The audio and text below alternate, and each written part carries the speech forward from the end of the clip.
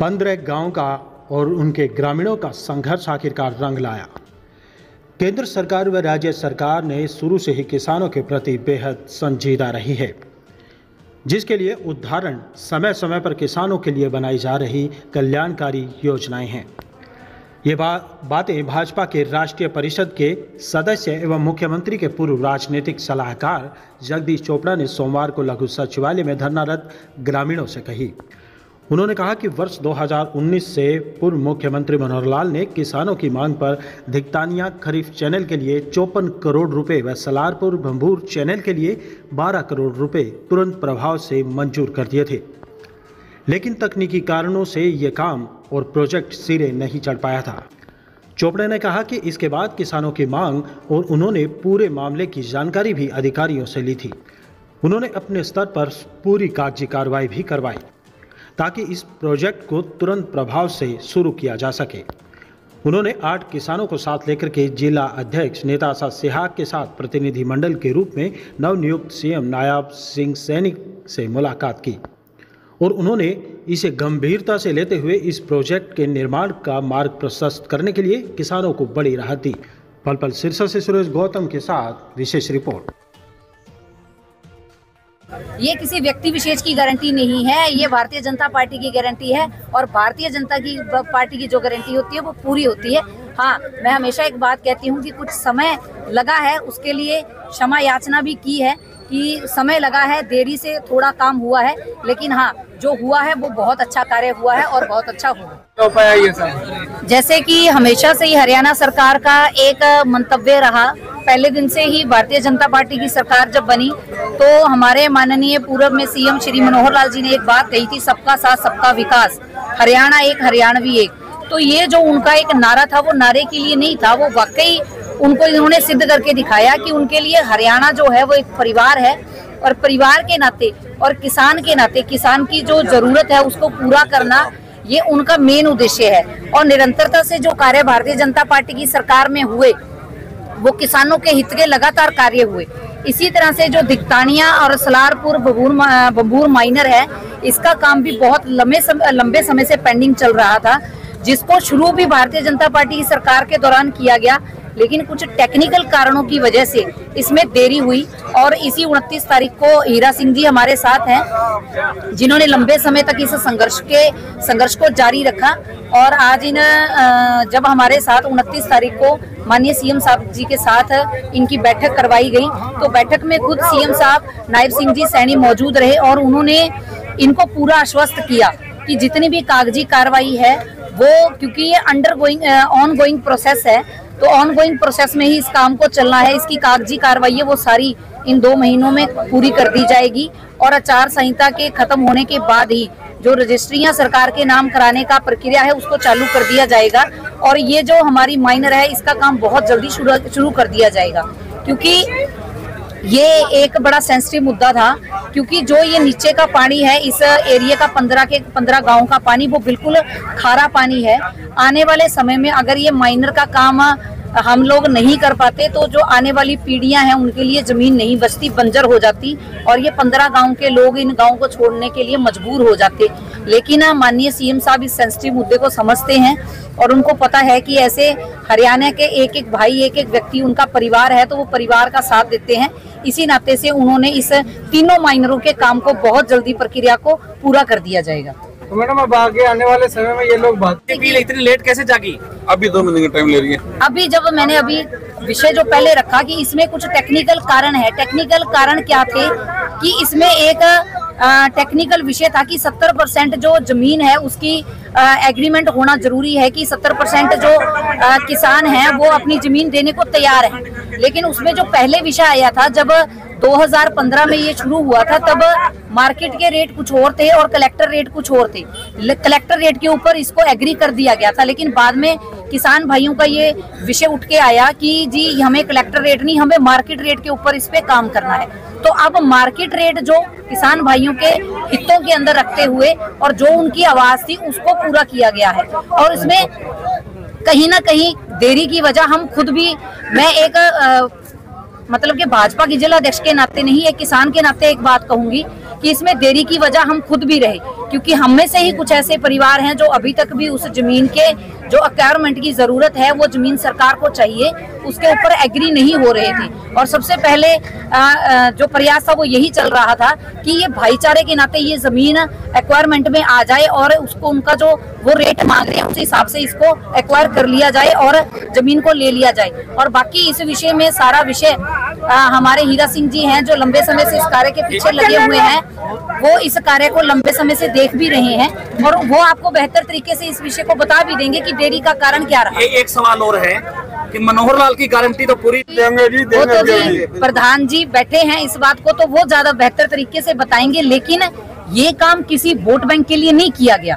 ये काम जो हरियाणा एक, हरियाणवी एक, सबका साथ सबका विकास, हरियाणा हमारा परिवार है।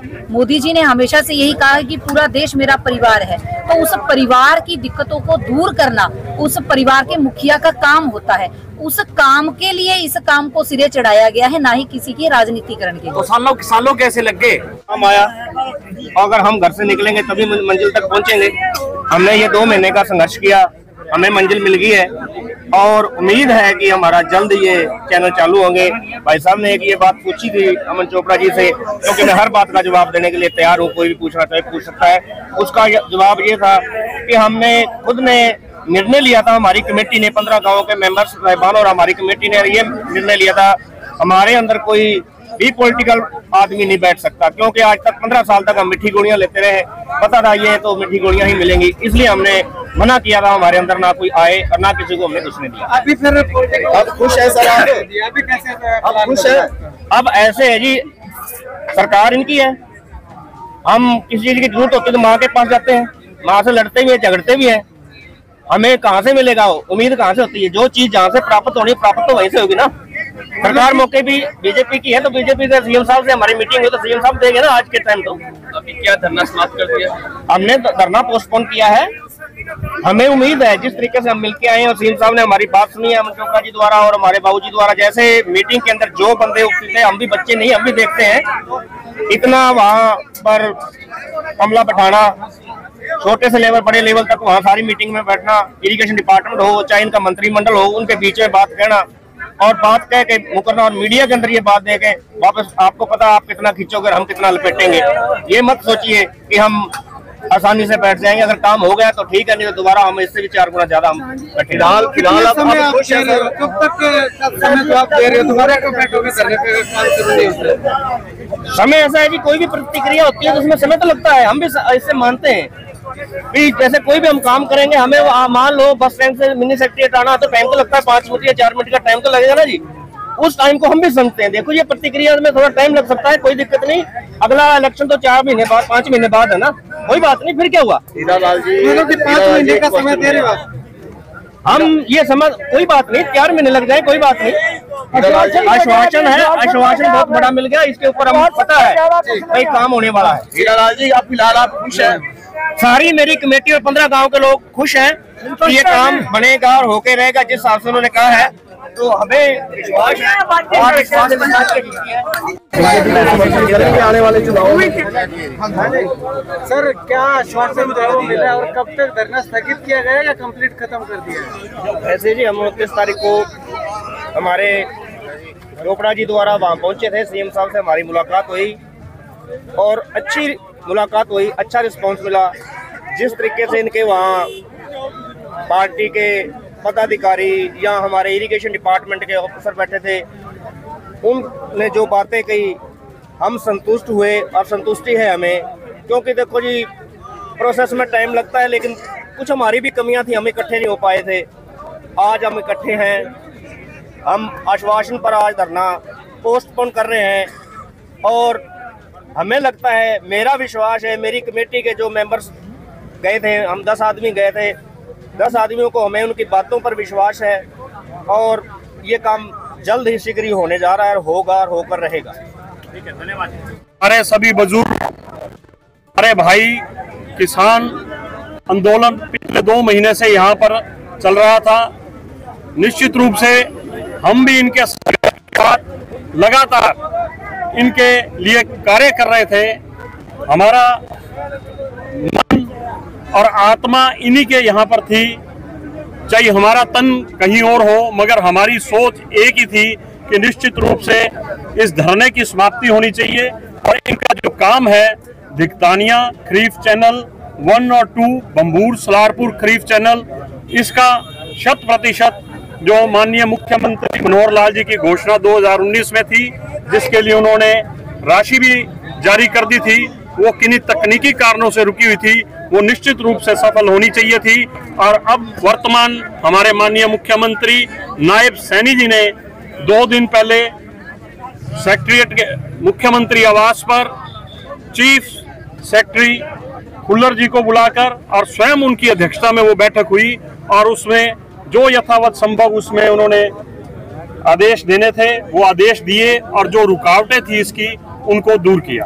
खरीफ चैनल का काम चुनाव आचार संहिता खत्म होने के बाद होगा। उसके अंदर अभी आप सभी के सामने भी बताया कि जो भी टेक्निकल्स की 1-2 बातें हैं वो खत्म होते ही निश्चित रूप से वो धरातल पर शुरू होगा। और वैसे भी आप सबके संज्ञान में करा दूं, क्योंकि यह घोषणा पहले की है और पहले की घोषणा के अंदर जो भी कार्य हो उसमें चुनाव आचार संहिता नहीं आती। चोपड़ा जी, अगर बात करें तो 2 महीने तक लगातार धरना चला, तो अभी आपने कहा कि मन यही था, तन कहीं और था, तो तन को यहाँ पे आते आते 2 महीने कैसे लगे? बिल्कुल तन भी यही था। आपके साथ प्रधान जी खड़े हैं, मेरे से बेहतर मैं कोई बात कहूँ इसका जवाब ये देंगे आपको कि हम लोग यहाँ पर क्यों नहीं आए, किस लिए नहीं आए, क्योंकि इनका भी आग्रह था कि कोई भी राजनीतिक दल यहाँ पर मत आए। बाकी आपको मेरे से भी ज्यादा अच्छा प्रधान खुद हीरालाल जी बताएंगे कि हम यहाँ क्यों नहीं आए।